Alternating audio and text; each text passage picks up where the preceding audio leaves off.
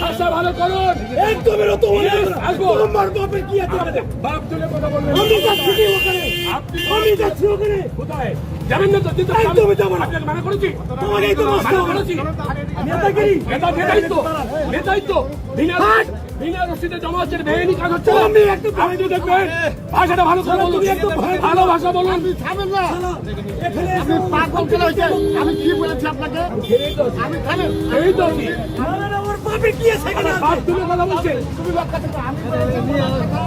আমাদের দলের কে হঠাৎ করে নেতা হয়েছেন না হয়েছেন সেটা গল্প নয়। সে কোনো আনপপুলার একজন মানুষ, সে বোধহয় অঞ্চলের এখন প্রেসিডেন্ট হিসেবে তাকে নিযুক্ত করা হয়েছে। ওকে, পূর্ত কর্মতক অঞ্চলে আমি এসআইআর নিয়ে প্রতিদিন এন্টায়ার এলাকায় রতোয়া 2 মালতীপুরের বড় অংশ আমি মানুষের সঙ্গে যোগাযোগ রাখি, কারণ আমাদের দল এটা নির্দেশও দিয়েছে। আর আমি তো সমাজসেবী হিসাবে দীর্ঘদিন ধরে কাজ করে যাই।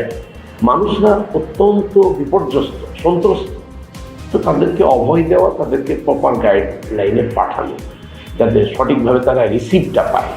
তাদেরকে রিসিভিং দেওয়া হচ্ছে না, সেই জন্য তাদেরকে বললাম, আমি ভিডিও সাইডকেও বলেছি যে রিসিপ্টটা তাদেরকে দেবেন।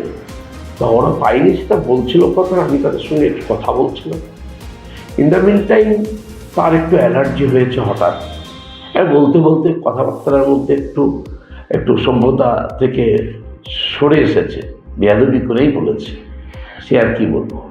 বলছি, আপনি বলছেন যে আপনি অন্য ব্লকে গিয়ে সেখানে মানুষকে প্ররোচনা দিচ্ছিলেন অশান্তি লাগানোর জন্য, তাই তিনি প্রতিবাদ করেছেন। না না, এই ধরনের কথা কারো বলার ক্ষমতাও নেই তো। সেটা আমি একবার বললেই তো কোথায় হয়ে যাবে, কিন্তু সেটা তো কথা নয়। আমি তৃণমূল দলের প্রথম দিন থেকে, ডে 1 থেকে আমি দলের সৈনিক। আমি পোস্ট হোল্ড না করেও দলের প্রচার করেছি।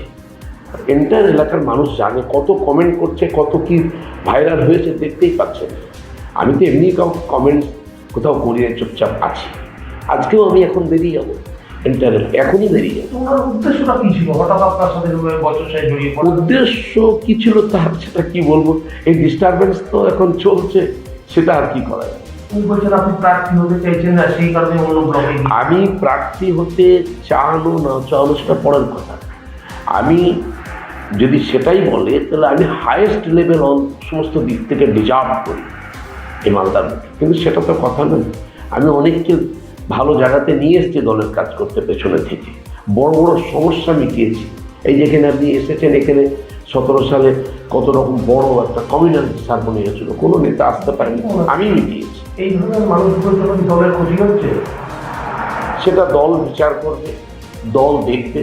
ডিসিপ্লিনারি একটা টিম আছে।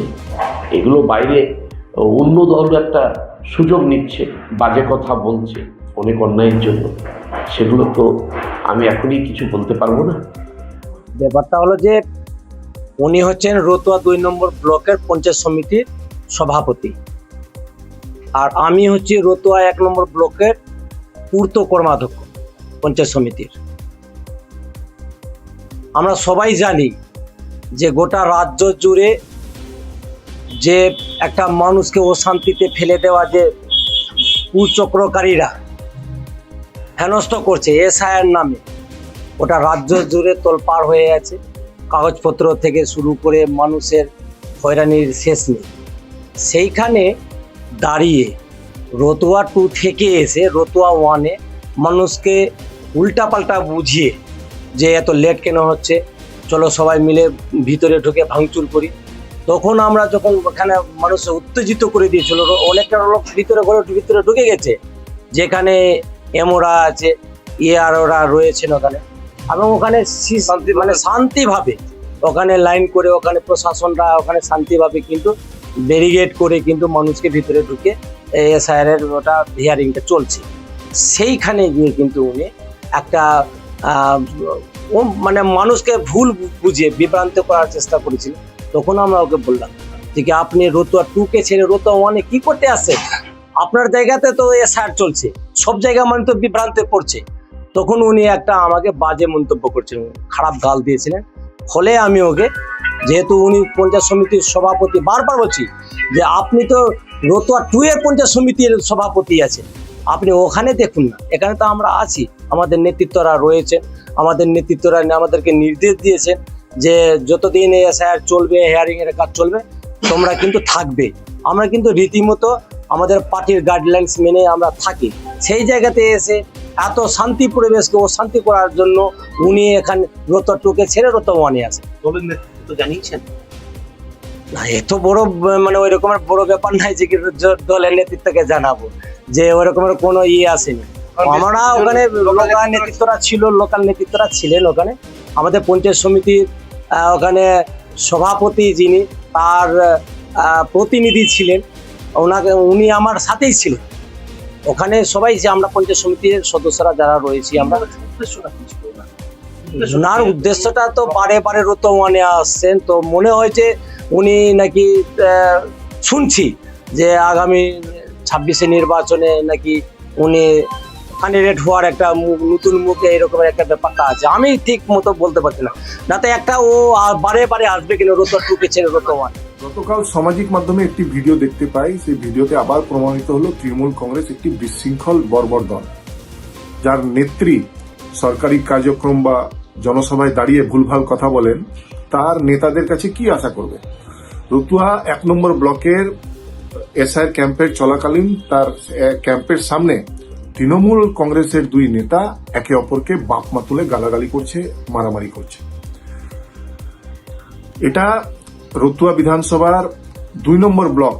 রতুয়া 2 নম্বর ব্লকের একজন হচ্ছেন পঞ্চায়েত সমিতির সভাধিপতি, আর একজন হচ্ছেন 1 নম্বর ব্লকের পঞ্চায়েত সমিতির সদস্য। কেউ হচ্ছেন সভাপতির খুব কাছের লোক, কেউ হচ্ছেন এমএলএ এর কাছের লোক। এই তো হচ্ছে এদের গোষ্ঠীকন্দল। এরা একে অপরকে মানে না, বিশৃঙ্খল একটা দল। এটা রতুয়া বিধানসভায় এখন মারামারি লেগেছে একে অপরের ক্যান্ডিডেট হওয়ার জন্য, তাই এগুলো সব হচ্ছে গোষ্ঠীদ্বন্দ্ব। ভাষা ভালো করুন। একদমই রতমানে আসবো। তোমার বাপের কি আছে? বাপ তুলে কথা বলবেন। আমি যাচ্ছি ওখানে, আমি যাচ্ছি ওখানে। কোথায় জানেন না তো? দিতে একদমই যাবো না। মানা করেছি, তোমাকেই তো মানা করেছি। নেতাগিরি নেতাই তো বিনা রসিদে জমা হচ্ছে, বেআইনি কাজ হচ্ছে। আমি একটু আপনি দেখবেন, ভাষাটা ভালো করে বলুন, তুমি একটু ভালো ভাষা বলুন। এখানে